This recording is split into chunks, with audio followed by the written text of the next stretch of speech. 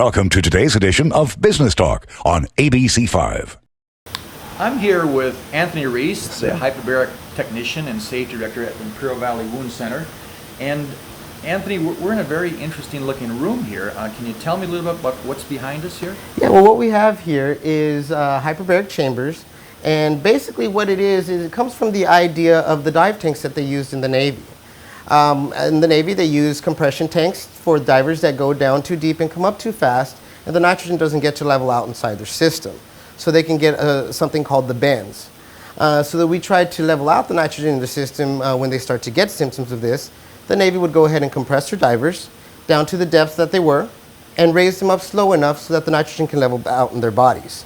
So that's basically where the idea of hyperbarics started from.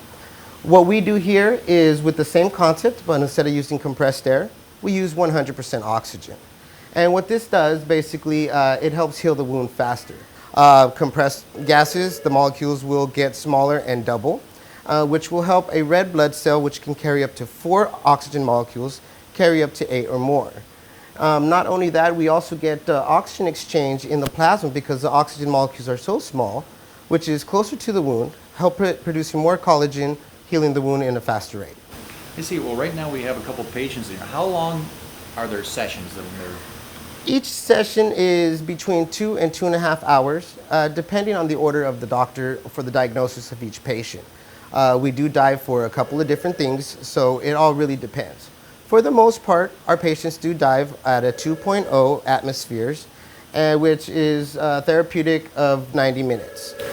And typically, for most wound healing, how many sessions does it require?